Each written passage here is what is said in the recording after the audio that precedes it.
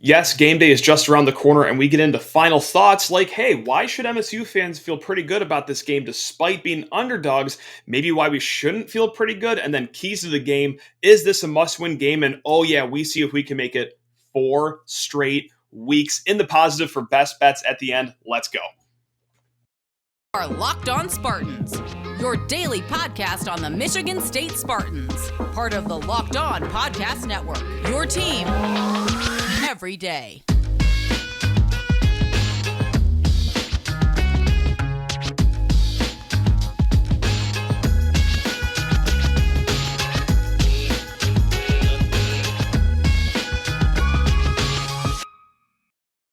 Spartan friends, Spartan family, thank you so much for kicking off your week 4 kickoff with us here at Locked On Spartans. That's right.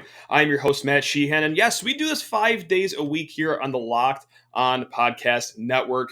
We got the podcast going. We got the YouTube channel going. And actually, last week's preview against Washington, I saw someone from France tuned into this show. So bonjour to you, good sir or ma'am, if you're still hanging around this show. But regardless, thank you all for kicking off your week 4 action with us here at Locked On Spartans. Please rate, review, and subscribe. Really, do anything that makes you happy because that's what we're here for. Your happiness and to, fill you in on what's going to be happening this weekend. So without further ado, let's just get right into it. Spartans, Gophers, 3:30 on Big Ten Network, or hey, just take a trip down the road to sunny East Lansing, Spartan Stadium, of course, Michigan State's third home game, as I'm sure you know this by now. Now, maybe if you're not too wrapped up in the world of gambling, maybe something you don't know by now is that Vegas has the home Michigan State Spartans as underdogs to Minnesota. That doesn't seem to make a lot of sense from the outside looking in. And look, we're going to get into why maybe Vegas has Michigan State as underdogs, but we want to start the show on a positive note here. That's right. We're going to talk about why we should feel pretty good about this game going into Saturday. And then, yes, we will get into why, Minnesota might be a pretty good team here. But hey, why should we State fans feel good about this Saturday's game? The obvious stuff, like, hey, Mel Tucker is undefeated in the woodshed when fans are in the stands. Yes, we're not going to use the COVID year. Now, let's only use the years that actually count. Come on now. We're building an agenda here. And also, hey, last year, Michigan State lost 2 games, and they bounced back in both of those following weeks with wins. MSU is a good bounce-back team. And also, with that said, yes, 2 losses last year, 1 loss so far this season. Michigan State has only 3 losses in their last 16 games. Contrary to popular belief, yes, Michigan State can still be a pretty good team this season. So why should they win this game here? First and foremost, look, the run defense is still pretty solid for Michigan State. Last year, it was awesome. This year, so far, so good. They are top 20 in the nation at opponent yards per carry, just giving up 2.69 yards per carry. And that's going to be pretty important in today's game. We will obviously get to that later because that's a big area for Minnesota's offense. Now, just because the run game for Minnesota is the biggest area of their offense doesn't mean we can neglect Michigan State's strength perhaps over Minnesota's passing game. Yeah, I just said that out loud. That doesn't make a lot of sense, does it? Because Michigan State's defense gets carved up more times than not in the last 2 seasons against opposing offenses. But look, Minnesota's passing game is more of just game management, really. They don't do much. And also, when they do stuff this season, a lot of it was through Chris Autumn Bell, their top receiver. He is unfortunately out for the season with a leg injury. He accounted for nearly 25% of Minnesota's receptions, nearly 30% of their receiving yards. And really, it's similar to them like Jaden Reed's loss for us. Although, I don't necessarily think Minnesota has that Daniel Barker on their team, that Keon Coleman on their team, their Trey Mosley on that team, the Jeremy Bernard of their team. There's a steep drop-off between Chris Autumn Bell and the next man up. So right there, that is something that Michigan State can exploit. Also, Minnesota's quarterback, Tanner Morgan. This is a stat I've said a handful of times already this week, but here's one more for the road. Tanner Morgan, that's right, 17th year senior Tanner Morgan, hasn't thrown for more than 300 yards since week 10 of the 2019 season. Minnesota relies heavily on the run. Michigan State's defensive strength is stopping the run. So, hey, maybe we don't have to worry too much about the pass defense. Now, if we do have to worry, okay, completely different story. Yeah, we'll get to that in a little bit. But also, hey, what about when our Spartans are on the field? MSU's weapons on offense are great. Let's say we get Jaden Reed back. Okay, obviously, that's pretty awesome. You get a former all Big Ten guy back, but let's say he's still out. You still have Keon Coleman. You have Daniel Barker, Trey Mosley, Jeremy Bernard. We have all the weapons around Peyton Thorne to get stuff done on offense. And also, just a miscellaneous note here, Minnesota has by far the weakest schedule. By far the weakest schedule amongst Power 5 teams. Do you think Michigan down the road has an easy schedule? Against all odds, Minnesota has an even easier path so far to their first 3 games. They've played New Mexico State. They've played Western Illinois. And then they've played Colorado, who, look, me, you, and the other first 9 listeners of this show, we can probably band together to beat Colorado. Yeah. So Minnesota's schedule, very easy. I'm sure they would have scheduled the Mall of America security team, but apparently they weren't available any Saturdays so far this fall. So with that said, that's a lot of good stuff for Michigan State, right? I mean, hopefully you're feeling pretty good about this game coming up. Well, now we're going to level set here and start to get into why maybe Minnesota is favored by 2.5 points. And first and foremost, it's the big guy in the room, Mo Ibrahim. Yes, their running back tore his Achilles last year. And just like we talked about with Kane Robb of Locked On Gophers yesterday, he somehow has bounced back to be maybe even a better player this year. Let's just go down the stats that Mo Ibrahim has compiled so far. He has 7 rushing touchdowns this season. Okay, that's tied for the nation's best. He has an average of 154.7 yards per game. That's second best in the nation. He gets 6.9 yards per carry. That is the best in the Big Ten amongst running backs with at least 35 carries so far this season. He has 12 straight games of 100-plus rushing yards. He is the real deal. He's a cream of the crop. He might be the best running back Michigan State faces this season. And even when he goes to the sideline to get a quick breath, you're not getting much of a break, unfortunately, because the second running back for Minnesota, Trey Potts, he's built like Mo Ibrahim. He is 5'11", 210 pounds, and he also has averaged 5.3 yards per carry in his career.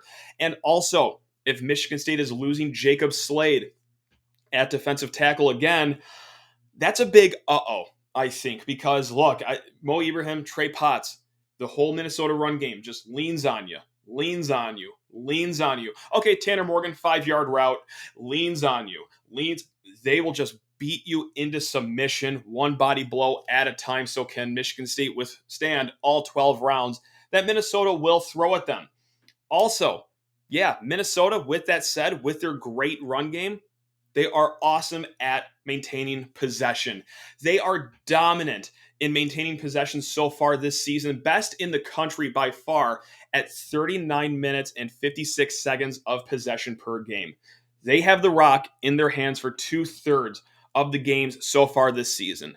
Now again, really haven't played much of anyone, but they have the run game to maintain possession on their side for most of the season. On the contrary, Michigan State, for comparison, 99th in the country at time of possession with 28 minutes and 14 seconds per game. And what does that mean? Okay, obviously you want to have the ball because when you have the ball, got a better chance of scoring. But also, look, you obviously dominate the game, and just look to their game against New Mexico State. New Mexico State only ran 33 plays the entire game. That's like, look, I know Minnesota or New Mexico State is pretty horrible, but even that is insane that they've only held the Aggies to 33 plays of offense that fateful afternoon for New Mexico State. And also, the Minnesota defensive line versus the MSU offensive line might be of concern here. Look, Minnesota, just 6 sacks this season, but also, like we just said, opposing offenses aren't running a lot of plays. There's been 68 drop back passes so far for Minnesota's opponents this year, and that means that Minnesota is getting a sack 8.8% of the time, which last year would be top 20 in the country. Kane Robb, Locked On Gophers, just brought him up earlier, said he hasn't been overly impressed with Minnesota's front, but instead it's the secondary being sticky to the other team's receivers and getting coverage sacks. So there you have it right there. The strong secondary helps Minnesota's front. And also, too, the Minnesota front is top 30 in yards per carry for the opponents. Now, you can't talk about the other team's defensive line without talking about Michigan State's offensive line, who really, really struggled last week against a Washington front that's good, but not anything particular to write home about. Nothing that should have led Michigan State to running just 1.4 yards per carry last week and have Peyton Thorne running for his life. So, yeah, some of it is, okay, Minnesota maybe has an okay defensive front, but also we're coming off of kind of a stinker last week against Washington, so we really got to turn that around. And that's actually going to kick off our 5 keys to the game coming up next segment. But really quick, guys, just got to pause and talk your ear off about Underdog Fantasy. They are making the college football season and pro season and, hey, golf season too incredibly fun, incredibly easy. So thank you, Underdog Fantasy. This episode is brought to you by Underdog Fantasy, the easiest place to spice up college football season. All right, I went into Underdog Fantasy, and it's very easy. You pick players on your favorite teams. You just guess, hey, are they going to go over on the projected stats or under? Right now, I got Peyton Thorne over 233.5 passing yards and Jalen Berger over 66.5 rushing yards for this weekend. That's bet $5 to win 15. It's easy as that. Super quick, super easy. And yes, it's easy to play and available in over 30 states. To get more into it, you can pick up to 5 players across any team. You could do a mix and match if you want to, throw something on the Notre Dame game or the Texas game, what have you. You can multiply your money up to 5 players. It's one of the easiest fantasy games to play, and you win cold, hard cash in a single game. So sign up with the promo code LOCKEDON. That's all one word, Locked On, and Underdog will double your first deposit up to $100. Simple as that. Deposit $100, smash in promo code Locked On, all one word, and you get $100 for free. So go to UnderdogFantasy.com or find Underdog Fantasy app in the App Store or Google Play Store. And again, that's Underdog Fantasy, promo code Locked On, all one word. Deposit $100, get $100 for free, and get in on the college football pick'em action today. And let's get into the 5 keys to the game here. Yes, look, I'm not going to do the maybe obvious one and say, hey, key number 1 to the game is stop Mo Ibrahim, because I just don't think that's necessarily possible. He has 12 straight games with the 100-plus rushing yards for a reason. Now, perhaps a key to the game could be what we talked about with Mike Penix last week. And if you remember, we said, hey, I think the Michael Penix game is going to be good no matter what. Can you just keep it from going too great? So yeah, sure, we could do the whole contain Mo Ibrahim thing to be one of our keys to the game. And I think, yeah, there might be something to be said about that. But here's 5 additional keys to the game below that is where we left off the last segment, right? The offensive line for Michigan State. Can you bite off some time of possession this game? Can you get the ground and pound game going? Because it really wasn't last week against Washington, and that ended up being detrimental. Washington just controlled that game up and down the field. And also, hey, can you let Peyton Thorne and company be comfortable behind that offensive line? We cannot have Peyton Thorne running for his life seemingly every other play, just like he was last week in Washington. Can you get a little bit of a push? Can we get Jarek Broussard cooking? Can we get Jalen Berger going? Because, yes, time of possession might be a huge indicator of what happens at the end of this game. And also another indicator of what can determine the outcome of this game. Get off the field on 3rd down. That was a backbreaker last week. Yes, as if all the defensive issues for the passing game weren't bad enough. the third down conversions that Washington had were backbreaking. They gave up 5 conversions of third or fourth down and 5 yards to go or longer last week. 3 of those ended up being on touchdown possessions, and then the other 2, well, were on drives that ended at the 1 yard line. Really put MSU behind the 8 ball as far as field position goes. And also on the other side of the field for Minnesota, they have been elite at converting at third down. They are converting their third downs at a 77.5% clip. Now, I will say, that is a number that's going to come down. That's like a basketball three-point shooter kicking off his season at an 82% clip. It's awesome. It's a small sample size, but there's no way that maintains the entire season. 77.5% third down conversions is an unholy number, and there's actually hasn't been a team that has gone above 60% in the last 10 seasons at the end of the year. So yes, this is a number that will go down. Will it start going down against Michigan State, though? And on the other end of the third down debate, or not debate, but issue, I guess, is Michigan State's offense needs to stay on the field on third down. So yes, that is the third key to the game. Can you stay on the field on third downs? Michigan State converting third downs at a 46.5% clip. That is just outside the top 40. But also Minnesota, their defense is an even crazier opponent conversion percentage than their offense has. Minnesota's defense is letting opponents convert third downs at just an 11% clip. Again, that is just like their 77 conversion clip on offense. That's a number that is elite, an unbelievable number. So unbelievable that it's not going to maintain itself throughout the entire year. That is a number that will rise. So can MSU be one of those teams that start to get that number closer to like a 30% number, of which will be a most likely number that Minnesota ends their season on. And look, Michigan State did not do themselves a lot of favors on third downs last week. Yes, they had some good conversions on third downs and fourth downs, but I can't help to think of that drive to start the game. 3rd and 1, Michigan State instead has a loss of 5. Okay, you give the ball to Washington, and look, hey, the game was out of control before really the second quarter even got going. You need to convert on third downs. Goes without saying, but man, it's really hard not to break up third down conversions after what happened in Seattle last week. Also, the 4th key to the game is the battle between MSU's receivers and Minnesota's secondary. The run game could be hard enough to get going here because of what we saw in Seattle last week. I'm still a little skittish to really put a lot of faith in Michigan State's run game coming up this week. So the passing game might be the best chance of exploiting Minnesota. Again, Kane Robb of Locked On Gopher said a lot of the sacks that Minnesota has had this year, or a lot of the pressure that they have created, was because the secondary is able to stick on their guys. Okay, I think Michigan State is going to be a different beast than New Mexico State has given them, than Western Illinois has given them, than the Colorado has given them. So this is going to be a good test. Is Michigan State's receiving group good enough to beat the Minnesota secondary, limit the coverage sacks, and move the ball down the field and score some points? Because at the end of the day, yeah, that's pretty fun to do.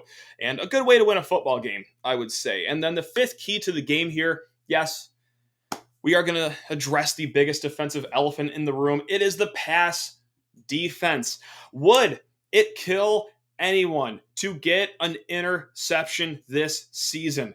There are 93 schools so far that have at least one interception this year, and your Michigan State Spartans are somehow not one of them. Look, also, if we see Tanner Morgan destroy Michigan State's pass defense, like if he goes for north of 300 yards, that might be enough to just absolutely kill me. It helps win a football game if your pass defense doesn't give up a trillion yards. But also, let's think about us, the fans, here for a second. It would cause a nuclear meltdown amongst the fan base if Minnesota slings the rock all over the yard at Spartan Stadium. So if not for nothing else, do it for our peace of mind. That would be really great. So there you have it. That's the 5 keys to the game here in a game that I think is a must-win game, which sounds so silly, so overreactionary for a game in September. But this is a debate that we had with Stephen Brooks of 24/7 Sports earlier this week. Is this a, quote, must-win game? Now, Hey, if you're cool, calm, collected, and you say no, that's awesome. Hey, you're free to have that opinion. I'm not going to say you're wrong. Actually, if anything, I'm kind of jealous of you that you're going into this game that level-headed, that calm, that collected. So why isn't it a must-win game? Look, there's 8 more games after this one, and you can still win the Big Ten East with the one-loss record. We just saw that last year. And hey, maybe for you, expectations have changed where an 8-4 season isn't so bad. A 9-3 season isn't so bad. And look, at the end of the day, Minnesota is a pretty good team. They actually have the second highest odds to win the Big Ten championship amongst teams in the West. Wisconsin is still slightly higher odds above them. But yeah, at the end of the day, Minnesota is a good team. But here's why I think it is a must-win game. Yeah, Minnesota's a good team, but you're supposed to be a good team. Michigan State, our Spartans, are supposed to be a good team, and good teams win these kind of games at home, responding from a bad game last week, making the adjustments from a bad game last week, and again, to reiterate, protecting your home field. And also, this is why I think it is a must-win game. This is my biggest reason, because look at who is on the horizon in your 3 games after this one. Yeah, I'm looking far beyond the Gophers when I have this reason, but you're at Maryland. Okay, yikes, especially a team that likes to pass the ball a lot. You're on the road. Not sure how comfortable I'd feel about playing the Terrapins on the road if you lose to Minnesota at home. Okay, and then you got 2 home games. That's fun, right? Maybe not. Maybe not if those games are against Ohio State and then Wisconsin. Are you looking at 3-3 at the bye week? Or let's say you drop those games as well. Are you looking at 2-4, for example? That's not good. Or actually, no, it'd be 3-4 and 2-5. Regardless, anyway, you're not going to be feeling too good here. If you're going into the bye at 3-4 or 2-5, a loss here. And look, I'm not sure how confident I can be in that next 3-game stretch at Maryland, against Ohio State, against Wisconsin. I'm not sure if I see a 2-1 record in that stretch. So, and of course, it would be, how Michigan State loses as well. Like, is the offensive line still in tatters? Well, that would be a big yikes, because that's the only position group pretty much on the team that really can't point to injuries. They are completely healthy. This is as good as they should be. And if they get dominated against Minnesota, whoa, yikes. Not feeling good about the rest of the season at all. And if the pass defense once again gets shredded, look, with little Tua over Maryland on the horizon, with CJ Stroud on the horizon, can't tell you I'm going to feel too optimistic about the rest of the season. So yes, for the record, I think it's a must-win. You don't want to go 2-2 as you gallivant into that next 3-game stretch. And also just confidence within the team, within the fan base, within everyone. This is a must-win game. This is a must-win game in my opinion. So yeah, I know it's September. There shouldn't be a lot of must-win games in September, but I think this could be an instance of it being one. Now, if you don't agree with me, sound off in the comments below on YouTube. Hit us up at lockdownspartans@gmail.com. But yeah, hey, let's just all get into this weekend together. Let's all hold hands and pray for the best. And hey, let's also pray for the best for our bets as well. In a hot second, we are going to see if we can make it 4 straight weeks in the black when it comes to 5 best bets. But first, just got to pay a few bills right here. So let's do that right now. BetOnline.net is your number one source for all your online wagering needs, your fun. So let's get into it right now with BetOnline.net with 5 best bets. That's right. We've been doing alarmingly well, actually. So hey, maybe this is the week to start fading our 5 best bets, because we went 4-1 last week. That puts us at 12-8 on the season, the 3rd winning week in a row. Let's try to make it 4. Just a quick recap of last week. We won the over 56.5 in the MSU game. A&M did cover the spread against Miami. Ole Miss absolutely pounded Georgia Tech. The -16 spread was never a factor. And then, yes, Pitt also -10 at Western Michigan. The spread was never a doubt right there. And the only game that we lost is, BYU didn't necessarily cover the spread against Oregon. After I pretty much trashed Bo Nix for a good 2 minutes last week, he he put a stake in both of my kidneys last week. So yeah, whoopsie daisy. Let's get into our 5 best bets here. Again, all lines courtesy of betonline.net. Now the Minnesota-Michigan State game coming up this weekend. I think Michigan State will win. However, that Vegas line scares the crap out of me. If something stinks in Vegas, you know my theory by now. Usually take that bet. But knowing Michigan State as well as I do, I think they can win. But with that said, I don't want to cut against my own logic here. I'm not going to pick the spread either side. Instead, I'm going to be taking over 51 points. I like Minnesota's offense against MSU's defense. I like MSU's offense against Minnesota's defense. So I think it's going to climb to over 51. Again, I'm not going to bet Michigan State and then watch our Spartans lose by a touchdown. Feel really dumb that I went against my own logic of taking Vegas's stinky cheese whenever they give it up. But I also don't want to bet Minnesota and then see Michigan State win by 2 touchdowns and be like, well, yeah, of course the Spartans were going to win. I'm just avoiding feeling dumb after the game regardless. So that's why I'm going to ride over 51 points. Feel confident enough in both teams' offenses where the over is going to hit here. Other games. Now, this is a stinky line, in my opinion. Notre Dame plus 1.5 on the road versus North Carolina. Notre Dame actually opened up as favorites in this game. And that kind of smells out loud because, well, I think, and probably you think, Notre Dame also really stinks out loud. Why is it this close of a game on the road against North Carolina? Well, it's also because North Carolina really stinks as well. They should have lost to Appalachian State. They only beat Georgia Southern last week by 7 points. The Tar Heels are no good. Notre Dame is no good either. However, I do like the Irish defense against North Carolina here. I will take your 1.5 points bet online, and I am going to take the Irish here. Now, maybe the best game of the week, perhaps, at least for the night games, you could bet on it being the best game, is under 57 in Wisconsin versus OSU. Look, Wisconsin's offense, I just don't trust them enough. Yes, they put 14 points up against Washington State. Washington State, though, actually has a pretty good defense. But so does Ohio State. Their defense is fine enough to limit what the Badgers can do. I think the run game will be fine for Wisconsin. But if they start getting behind early in this game, I don't know how much I trust the passing game in Graham Mertz for Wisconsin. And, hey, Wisconsin also, on the other hand, still plays solid defense as well. So, yes, I trust Ohio State to get to 30 points. I just don't know how much higher than 30 points I trust them to get. And on the contrary, I don't trust Wisconsin's offense to get too far over 24 points. So we're going to go under 57 in Wisconsin versus Ohio State. Now, if you like unders, I've got a great under for you for pick number 4.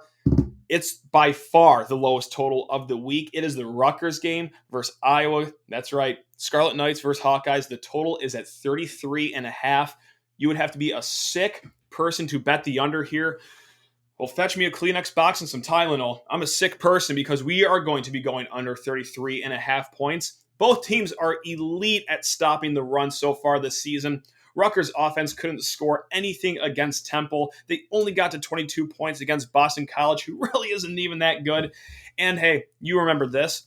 Iowa can't score against South Dakota State. They only put up a touchdown against Iowa State. And yes, they blew up last week and put up 27 points against Nevada. It's one problem. Nevada stinks. Nevada's really not that good. So, yeah, we're going for it. We're going for under 33.5. Give me Iowa 17, Rutgers 11. A weird score like that. That's going to get the under done. And last but not least, I hate to say this one, but I'm going to go Tennessee minus 10.5 against Florida. This might be the game of the week here. 3:30 SEC kickoff. Pains me to say, but Tennessee might actually be good. And, hey, look, Florida's a fine team. They had that fun win against Utah in the swamp to kick off the season. And Anthony Richardson is a fun quarterback. Fortunately, he might be fun to watch because anything can happen at any given time. You can see greatness, just like he did in week 1 against Utah.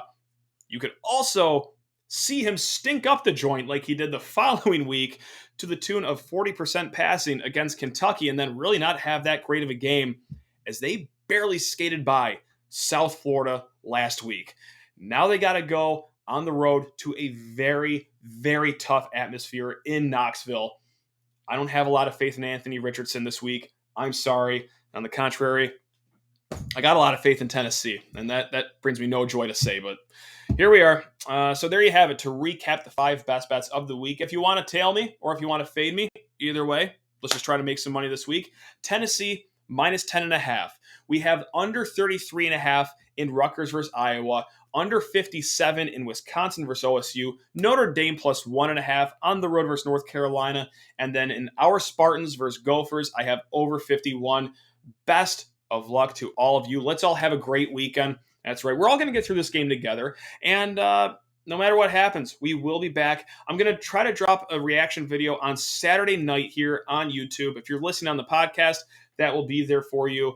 Maybe Sunday. I'll drop the episode on the podcast on Sunday, get you a jump start to your week. But regardless, any way you listen, any way you watch, cannot thank you enough for being part of the Locked On Spartans community. You guys are the best. Let's have a great tailgate. Let's have a great game day. Love you all. Let's have a weekend. Go Green.